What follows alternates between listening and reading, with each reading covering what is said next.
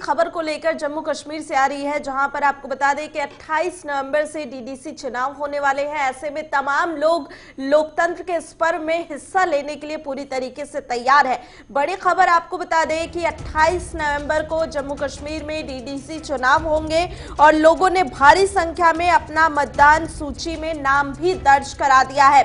57.64 लाख मतदाता 8 चरणों में होने वाले चुनाव में वोट डालेंगे। बड़ी जानकारी हम आप तक पहुंचा रहे हैं। जम्मू कश्मीर में डीडीसी चुनाव को लेकर पूरी तैयारियां कर ली गई हैं और हालांकि सभी रीजनल पार्टी की बात करें तो सभी रीजनल पार्टियां इसमें हिस्सा ले रही हैं। अपनी पार्टी की बात करें या फिर गुटकार गठबंधन की बात करें तो वो भी इसमें पूरी तरीके से हिस्सा ले रही हैं। बीजेपी की बात करें तो बीजेपी की तरफ से भी प्रेस कॉन्फ्रेंस की गई थी, यानी तमाम पार्टियां इसमें हिस्सा ले रही हैं। और इस तरीके से हम आपको बता रहे हैं कि कितने मतदाता हैं, क्योंकि अगर बात करें 57,64,000 मतदाता हैं जो 8 चरणों में होने वाले चुनाव में वोट डालेंगे। और करिश्मा पूरी तैयारी कर ली गई है क्योंकि ये केंद्र शासित प्रदेश बनने के बाद जम्मू कश्मीर में पहला चुनाव होगा, जिसके लिए तैयारी है। और पिछले दिनों तो हम प्रेस कॉन्फ्रेंस देख ही रहे थे कि गुटकार गठबंधन की बात करें तो गुटकार गठबंधन ने भी ऐलान कर दिया है कि वो चुनाव में हिस्सा ले रही है। बिल्कुल, तो आपको बता दें कि धारा 370 जम्मू कश्मीर से हटने के बाद ये पहला चुनाव होने वाला है। ऐसे में लोग भी काफी एक्साइटेड दिखाई दे रहे हैं और जो ये पर्व हो रहा है लोकतंत्र का, बड़ी संख्या में लोग इसमें हिस्सा ले रहे हैं। और इसका नजारा वही देखने को मिला कि कितनी बड़ी संख्या में लोग अभी से अपने नाम की जो नाम है वो मतदाता सूची में दर्ज कराते हुए दिखाई दे रहे हैं। तो यही वजह है कि 57.64 लाख मतदाता 8 चरणों में वोट डालेंगे। सैयद तजम्मुल करिश्मा हमारे साथ जुड़ रहे हैं, तमाम जानकारी पहुंचाएंगे। तजम्मुल, जानकारी दीजिएगा क्योंकि 28 नवंबर को डीडीसी चुनाव होने हैं, सभी पार्टी अपनी तैयारियां कर चुकी हैं और लोकतंत्र के इस पर्व में क्योंकि हिस्सा ले रहे हैं लोग। और अब देखने वाली बात होगी कि कब इन चुनावों में जब चुनाव होंगे तो कौन सी रीजनल पार्टी बनकर उभरेगी, क्योंकि स्थानीय मुद्दे हैं, पंचायती चुनाव होगा। जम्मू कश्मीर में धारा 370-35A खत्म होने के बाद ये पहला चुनाव होगा जिसमें जनता का जो रोल होगा वो देखना पड़ेगा कि किन मुद्दों के साथ जो चुनावी उम्मीदवार है मुख्तलिफ पार्टियों के। हालांकि नेशनल कॉन्फ्रेंस यानी गुटकार पीपल्स अलायंस ने कल ही अपनी पहली लिस्ट जो शाया की है उसमें नेशनल कॉन्फ्रेंस, पीपल्स कॉन्फ्रेंस और पीपल्स डेमोक्रेटिक पार्टी के लीडर जो हैं वो इकट्ठे इस चुनावी दंगल में होंगे। नेशनल कॉन्फ्रेंस ने इन 17 सीटों में से करीब 13 सीटों पर नेशनल कॉन्फ्रेंस के लिए वो रिजर्व रखी, जबकि एक आध सीट नेशनल कॉन्फ्रेंस ने पीडीपी और पीपल्स कॉन्फ्रेंस को दे रखी है। तो इससे साफ जाहिर होता है कि ऊपरी इलाकों जिनमें रफियाबाद, केलर और उसके बाद जो कलारूस का ऊपरी इलाका है, जो पंचों और सरपंचों की सीटें खाली पड़ी थी, उसके लिए ये तैयारियां की गई पहले मरहले के लिए। और डीडीसी चुनाव में इन इलाकों में किस तरह से ग्राम सड़क और बाकी स्कीमें जो सेंट्रल गवर्नमेंट की है उसका किस तरह से फायदा उठाया जा सके। लेकिन एक अच्छी बात है कि डेमोक्रेसी की खूबसूरती यही है कि जब लोग इन चुनाव में हिस्सा लेते नजर आएंगे और पहले ही किस उम्मीदवार को कामयाब करेंगे। सबसे बड़ी बात तो ये भी दिखाई दे रही है कि इतनी बड़ी संख्या में लोग इसमें हिस्सा भी ले रहे हैं और बढ़ चढ़कर अभी से दिखाई दे रहा है कि वो मतदान देने के लिए कितना तैयार है, उत्साहित है। बहुत जरूरी है दीक्षा, जब आप इस तरह के माहौल में जाते हैं, सर्दियां हैं, सियासी माहौल भी ज्यादा बेहतर नहीं है। जम्मू कश्मीर में कुछ कवानीन में बहुत ज्यादा अमेंडमेंट्स की गई है, उसके बाद नोटिफिकेशन निकलता है। ये बड़ी बात देखने वाली होगी कि इन इलाकों में लोगों के जो नुमाइंदे होंगे वो किस तरह से अपने अपने इलाकों में जो सड़कें, पानी, बिजली, सेहत, इन बुनियादी जरूरियात को आवाम तक पहुंचाने के लिए किस तरह से अपनी तरफ। अच्छा, यहाँ पर दो बात देखने वाली बात होगी क्योंकि 8 चरणों में चुनाव होना है। ऐसे में जम्मू कश्मीर के मौसम का जब हम जिक्र करें तो सर्दियों का मौसम है, बर्फबारी की बात करें उसको लेकर क्या इंतजाम किए गए हैं। दूसरी बात, अगर सियासी सरगर्मी की बात करें, क्योंकि अपनी अपनी पार्टी से निकलकर सामने लोगों को लुभाने की कोशिश हर कोई कर रहा है, क्योंकि कल हमने अपनी पार्टी की प्रेस कॉन्फ्रेंस देखी है। आपको क्या लगता है, क्योंकि स्थानीय मुद्दे होंगे, कौन सी पार्टी इसमें उभरकर सामने आ पाएगी? तजम्मुल,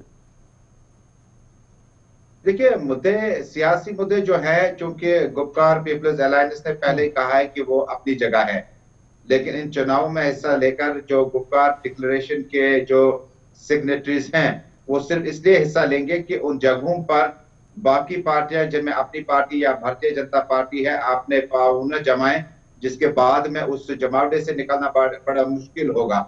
लेकिन जहां तक मौसम की मार की बात करें, मौसम बहुत ठंडा है और इन्हीं हालात में, ऐसे ही मौसम में ये चुनाव जो है चलते रहेंगे। बंद कमरों की छोटी छोटी मीटिंग का एहतमाम किया जाता है, यहाँ तक कि हर म्युनिसिपल कॉर्पोरेशन के 4 जो जिमनी चुनाव जो बाई इलेक्शन श्रीनगर के होने हैं उसकी तैयारियां भी है। और आप हैरान होंगे कि रावलपोरा के एक छोटे से वार्ड से जहां पर जुनैद मत्तू वहां से इलेक्शन जीता था, वहां से करीबन 15 फॉर्म अभी तक सबमिट किए गए। सलीना से करीबन 24 फॉर्म सबमिट किए गए। सोहरा से करीब 1 दर्जन के करीब फॉर्म सबमिट किए गए, जिससे अवामी नुमाइंदे जो हैं, सियासत अपनी जगह है, वो बड़ी लेवल है, लेकिन बुनियादी चीजों के लिए ही, जिसमें सफाई वगैरह, सड़कें, बिजली, पानी के लिए नुमाइंदे आवाम के पास जाएंगे और अपनी पार्टी का सिंबल और अपनी पार्टी की जो उपलब्धि अभी तक हुई है गुपकार डिक्लेरेशन के बनने के बाद, मुझे लगता है वो गिनाएंगे। लेकिन सैयद, जिस तरीके से हमने गुपकर की बात करें तो उसे लेकर भी फारूक अब्दुल्ला ने कांग्रेस को लेकर बयान दिया कि कांग्रेस भी उनके साथ है और डीडीसी चुनाव भी वो मिलकर लड़ेंगे। लेकिन वहीं कांग्रेस लगातार अपना जो पल्ला था वो गुपकर से झाड़ती हुई दिखाई दे रही थी। तो ऐसे में क्या लगता है कि पार्टियों के अंदर क्या कुछ चल रहा है, ये तस्वीरें भी इस चुनाव में साफ हो जाएंगी? कांग्रेस जम्मू कश्मीर में हमेशा एक बी टीम की तरह काम किए हैं, चाहे बीजेपी के साथ मिलकर हुकूमत की, चाहे नेशनल कॉन्फ्रेंस के साथ हुकूमत की। और सेंटर की जो पॉलिसी है वो जम्मू कश्मीर में, खासकर कश्मीर प्रोविंस में, अगर Congress party direct People's alliance के साथ जुड़ती है तो उनका पत्ता साफ हो जाएगा। हालांकि फिलहाल पत्ते कहीं उनके नजर ही नहीं आते हैं। दूसरी अहम बात है कि जब कांग्रेस पार्टी सेमीफाइनल रेस तक पहुंचते पहुंचते अपना एजेंडा चलाते, फाइनल में जाके मिलती है उस पार्टी के साथ जिसके साथ नंबर ज्यादा हो। बीजेपी के साथ उनका मिलना तय नहीं है क्योंकि वो विरोधी पार्टी है, लिहाजा कांग्रेस पार्टी गुपकार अलायंस के साथ नहीं है, 370 के साथ। क्या कांग्रेस को ये डर तो नहीं लग रहा था जम्मू की कहीं वो स्टेट लेवल तक सीमित रह के ना हो जाए, क्योंकि उसको केंद्र की राजनीति भी करनी है? क्योंकि अगर बात करें आगे आने वाले दिनों में पंजाब में इलेक्शन है, उत्तर प्रदेश में इलेक्शन है, अगर जम्मू कश्मीर तक वो सीमित रह जाएगी, अगर कुछ ऐसा होता है तो उसका फर्क कांग्रेस को नेशनल लेवल पर पड़ेगा?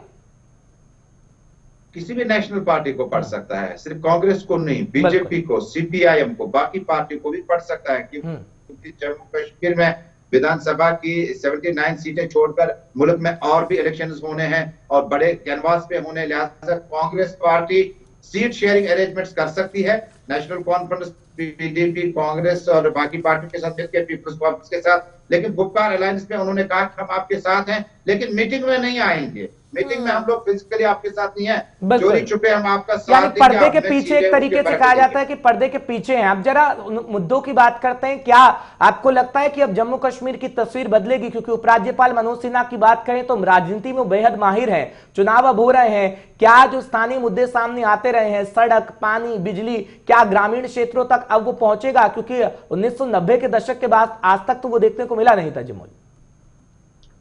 देखिए, हर हुकूमत जो है वो उनके लिमिटेड रिसोर्सेज होते हैं और जिस तरह से जिस हुकूमत ने कोशिश की थी, आपको याद होगा कि जम्मू कश्मीर में जब नेशनल कॉन्फ्रेंस और थोड़ा सत्ता से बाहर चली गई थी, उस वक्त पीडीपी और कांग्रेस ने जब यूपीए 2 में हुकूमत बनाई थी तो उसके बाद बिजली मीटर लगने शुरू हुए, बिजली जो है वो आनी शुरू हुई जम्मू कश्मीर में।